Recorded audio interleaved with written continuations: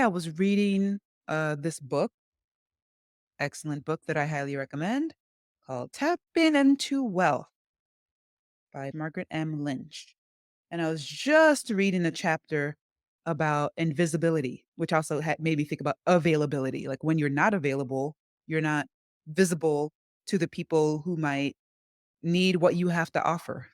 A lot of people who experience chronic invisibility, it often stems from some point in your life, probably very early, probably in childhood, before you realize that you were doing this thing that was gonna turn into this lifelong pattern. Chances are you made a vow of invisibility. There are different kinds of archetypal vows that we often make in childhood, typically around the ages of 6, 7, 8, and there's a lot of psychological reasons for that, as far as, like, what kinda gets unlocked in childhood development, like, the way that kids make sense of the world as they emerge past, like, the cute little kid phase and start to become reasoning, thinking, fully fleshed humans. There are these different vows that we often take, depending on what family of origin you come from, what kind of intergenerational inheritances, be it trauma, be it gifts, be it both. There's vows of poverty, there's vows of invisibility, vows of not wanting to outshine your mother, outshine your father. There's vows of I'm gonna be nothing like my mother. There's vows of I'm gonna be nothing like my father. And then surprise, surprise, one day you're walking down the street and you have some triggering interaction and your mother's voice comes out of your mouth. Like, "Where'd that come from? I swore I would never be like my mother," but you know how that goes. So, psychology 101, we take these vows that help us survive the chaos of childhood, and then as an adult, we more often than not reach some point where those old vows no longer serve us. We're confronted with an opportunity to break that vow. As you've probably noticed, it's very challenging psychologically for us as humans to break those early vows.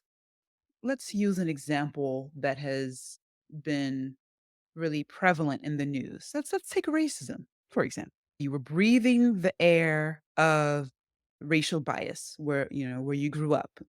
There wasn't anything really conscious or explicit. It was always just kinda there, just in the air. You're the fish and racism is the water. Then as an adult, maybe you start reading some books, having experiences with different kinds of people who come from very different backgrounds from the waters that you were swimming in as a child. And now you're coming across this, what we call cognitive dissonance. Like, "Oh, the things that I learned as a child are not jibing with the things that are making sense to me right now. How do I reconcile the two?" Well, let me tell you, here's where it gets difficult. Psychologists who have studied this much more deeply than I have come to a lot of consensus that surprisingly, not surprisingly, when you have the vow that you took as a child and as an adult, you come across information that directly contradicts that vow that is embedded deep in your subconscious, embedded from childhood. As much as we would like to believe that, with this new information that we are presented with as an adult, surely we'll integrate this new information and shed the old vow and break that vow and create a new vow that is more indicative of how we have evolved at this mature state because we are all so mature and we are all so in control of our psyche. We're all really good at guarding our minds. We're really good at integrating the information that actually serve the greatest good of not just us individually, but humanity as a whole. We're all on this path of enlightenment. I'm saying this half sarcastically because it's not really the case at all.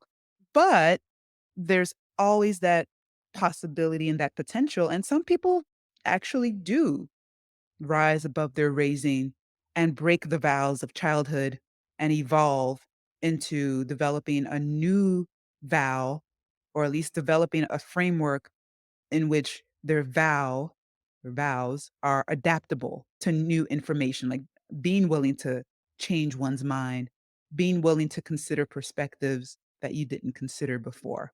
That's the harder road. The easier road is just to stick to whatever vow you made at 7 and just kind of live your life inside of that, which is what most people do.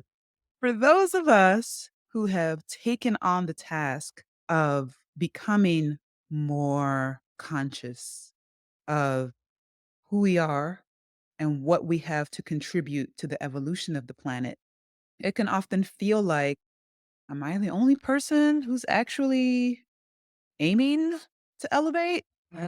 What's going on? It can be easy to fall into the trap of, well, the hive mind is operating down here vibrationally, and here I am looking to elevate, looking to level up, level up, level up, level up, level up. And there can be a lot of feelings tied into that. I'd say starting with grief because you're stepping away from the flock. The flock is over here, just unconsciously living out the vows they made at 7 years old. And here you are, breaking those vows, coming to this new level spiritually, consciousness wise. And then you can go teach the other folks, like, come up here. There's more for you here. There's more interconnectedness here. There's more loving kindness here. Come join. We want to stay where we are. You can feel lonely until or slash unless, you find your tribe of people who are just as committed to elevating their consciousness. The gap, though, there was a time when you were here, and as you're coming up, there's a grief in letting this aspect of your consciousness die. This vow that you made at 7 years old that was keeping you surviving your family unit, surviving your tribe, surviving the dysfunctional aspects of your tribe. It worked up to this point, but as you ascend, you've got to let this part die. And I believe you need to grieve that death because it is a death as real as a body in the ground. Elevation of the mind, body, soul requires releasing all that no longer serves you and also mourning that loss because it is a loss. Like all the things that felt so familiar, all the things that allowed you to feel like you belonged to this tribe, the more you learn to stand in your truth and accept that it's going to continue to evolve and change, the more you have to start to say goodbye to.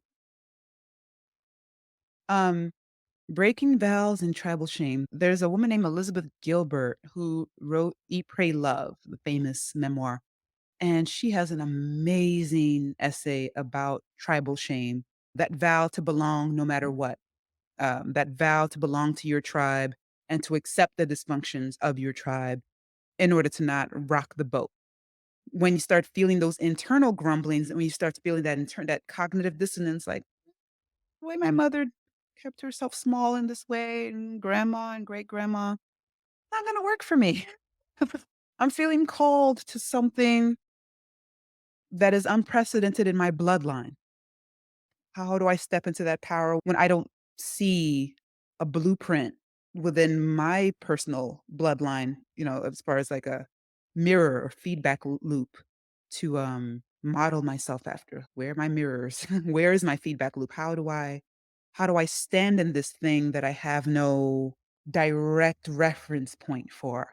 That's the question every spiritual seeker eventually lands upon once they realize that they're seeking something that they never experienced within their own bloodline, but they sense it as possible. Maybe they've caught glimpses. I've certainly caught bits and pieces and glimpses from, other people in the world, like, oh, I like the way that person operates. How do they develop the mindset to be doing what they're doing? Like, what can I glean from them? Much that I've dealt with has been about the inner conflict of breaking the vow of being an outsider, sort of like a rebel spirit, like, oh, okay, well, if you're going to reject me, then I'm going to go over here and do my own thing, ignoring the people who actually would want to get closer to me and like build a sense of tribal belonging with me. So, like, big part of my journey has actually been learning how to let people in and let down those walls and be available. Yeah, that's my journey. What's yours?